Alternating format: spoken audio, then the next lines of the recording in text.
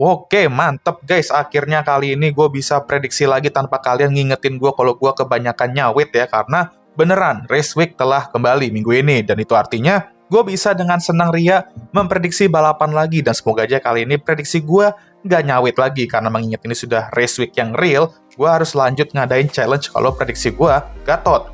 Oke lah, gak usah basa-basi lagi. Miami Grand Prix 2026, gas kita ngopi dan prediksi balapan weekend ini.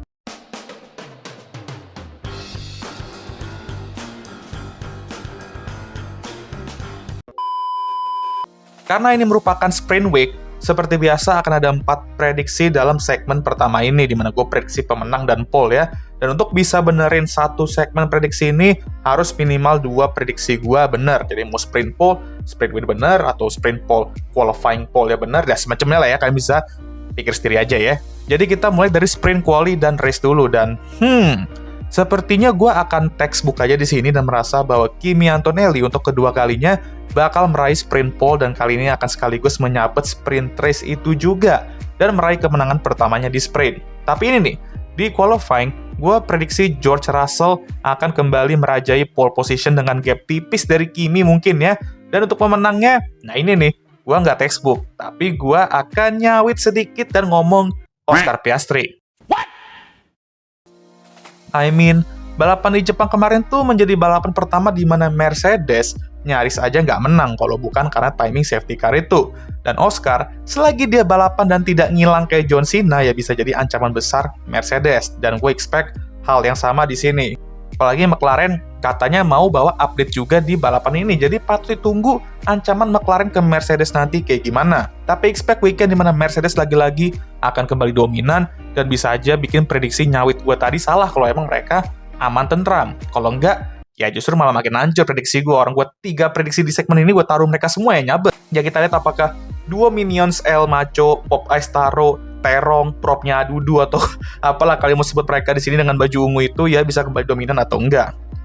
Next, gue mau prediksi Ferrari nih. Dan menarik sih ini ya, karena dengan McLaren sudah burst into the scene, akankah Ferrari tergusur menjadi tim terbaik ketiga sekarang? Well, bisa jadi. Di saat dimana A2 belum berlaku, dan mereka masih menguji beberapa eksperimen juga, termasuk di Macarena Wing mereka yang secara mengejutkan dicontek kayaknya sama T-Banting itu ya. Sabar dulu, nanti itu. Dan katanya sih Ferrari juga mau bawa beberapa update menuju Miami Grand Prix ini, dan katanya mobil mereka di Miami nanti bakal 50% berbeda dan jujur. Tiap kali Ferrari ngomong gini, biasanya malah makin hancur nanti performanya. Ya, semoga aja gue salah, dan Fred juga udah aura dan confidence farming dengan ngomong kalau musim mereka yang sebenarnya akan dimulai di Miami. Ya, kita lihat aja akankah itu benar, atau malah dia bakal omong kosong kayak James Vowles yang ngomong, I don't care about 23, I don't care about 24, and I really don't care about 25. So strange, wasn't it? Prediksi gue untuk Ferrari di sini ya mereka kayak di Suzuka lah ya, sepertinya akan menjadi third team di belakang Mercedes dan McLaren secara performa wise. Akankah podium streak mereka berlanjut? Ya, we will see. Dan gue nggak akan prediksi di bagian itu, hanya performanya aja.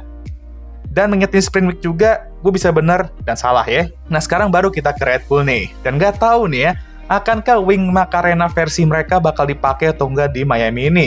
Kita lihat aja nanti, soalnya Red Bull emang harus terus berinovasi di bagian aero dan seluruh mobil mereka, karena mesin boleh Red Bull ya, tapi sasis dan keseluruhan mobilnya malah Red Bull King. Sampai keberatan karena terlalu over bulkingnya ya kan. Dan di Miami apalagi di sektor 1 itu kan banyak fast corner ya kan. Kalau nggak ada perubahan di sasis, asli mereka bakal struggle parah di sini mirip-mirip kayak di Suzuka ya. Walaupun lurusan di sektor 2 dan 3 bisa menjadi pembeda, dan maka dari itulah gue akan bilang bahwa kali ini mereka akan berada di belakang top 3 tim dan nggak akan dipantatin Alpine lagi ya. Namun gap mereka ke top 4 akan tetap agak jauh lah, dan bisa tembus Q3 kedua pembalapnya aja, gue yakin juga sudah puji Tuhan, haleluya. Oke loh, biasanya mah kita berdoa second drivernya bisa masuk Q3 lah ya, atau lolos dari Q1 aja gitu. Dan Max aman aja dan bisa sabet pole position kalau dia lagi lock-in. Sekarang justru malah sebaliknya nggak sih? Takut Max berulah di qualifying dan nggak tembus Q3 nih. Belum lagi kalau startnya nanti jelek ya kan. Tapi semoga aja ini tim bisa segera bangkit dan menantang top tim lainnya biar makin seru di depan. Dan yes, Pierre Wache kami menunggu. Next, gue tahu nih ada 2 tim Amerika di grid, tapi gue mau prediksi satu aja yang jiwa masih kental banget ya, itu Cadillac. Ya soalnya kan Haas kan udah mau dijajah sama Toyota ya kan. Oke lah, Cadillac di 3 race ini emang memiliki sedikit improvement ya. Dari Australia jadi tim terlelet dan cuma 1 driver yang finish. Di China dua-duanya finish, dan di Jepang mampu mengungguli Aston Martin. Sekarang di Miami, selain membawa special livery, kabarnya mereka juga akan membawa update yang kalau kata Valtteri sih bisa menantang Mercedes ya. Ya itu agak berlebihan lah kata gue ya. Tapi emang ini tim trennya positif naik, cuman ya tipis-tipis aja, dan gue rasa di Miami tim ini bakal naik tipis-tipis lagi menuju bukit tinggi itu. Dimana gue akan prediksi salah satu pembalap mereka akan out-qualified duo Aston dan duo Williams di sini. Gacor nih kalau bener ya kan, dan untuk poin, ya gue rasa itu nanti bisa menunggu lah ya kalau balapannya chaos, tapi mungkin enggak lah kalau di sini ya. Kita lihat apakah tim ini bisa membanggakan para warga Miami dan State Florida minggu ini, karena ini akan menjadi home race pertama mereka, dan ya masih ada 2 menyusul nanti di akhir tahun di kota sama Vegas ya. Oke, untuk prediksi kelima, ini mengingat akan menjadi balapan pertama di mana perubahan teknis itu akan diterapkan ya, yang diharapkan dapat memperbaiki racing dan pastinya meningkatkan safety, plus katanya bakal ada hujan juga, di mana perubahan teknis mengenai wet race juga kemungkinan besar akan diterapkan di sini. Bisa aja kita akan menjalani satu weekend yang menarik ya. Musim lalu kan balapan tuh agak hujan ya di sprint, sama di balapan utamanya juga agak wet lah di awal-awalnya. Dan dapat dikatakan, itu menciptakan beberapa drama dan sedikit plot twist lah ya. Dan mengingat gue juga belum ada rating 5 star balapan di 2025 dan terakhir kali itu di Baku 2024, gue harap gue bisa memberikan rating 5 star lagi, khususnya di tahun ini di mana regulasi baru ini sejauh ini menciptakan balapan yang lumayan seru lah ya, gue bisa bilang kayak gitu. Dan kemungkinan besar ya, itu akan terjadi di Miami. Ya gue bisa gila nih, agak nyawit ya gue ya.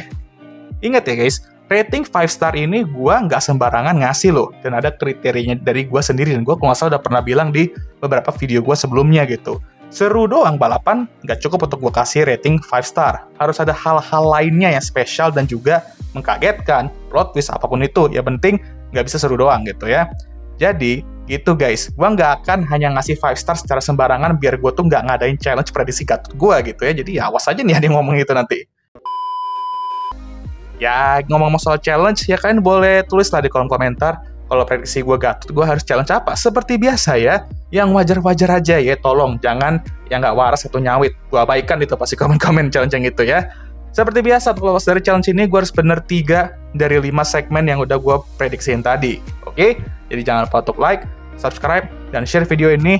Prediksi apa yang kalian bakal berikan di Miami Grand Prix ini, boleh juga tulis di kolom komentar ya. Jangan lupa juga untuk menyalakan lonceng notifikasi, agar kalian semua tahu ketika gue ngupload video baru. Jangan lupa juga untuk follow Instagram gue. Ya, emang sih ya F1 balik ya, tapi begadang gitu. Udah gitu, habis balapan ini, 3 minggu lagi libur. Mengam deh, emang capek. Udahlah, seperti biasa videonya akan ditutup oleh. Okay guys, thank you for watching.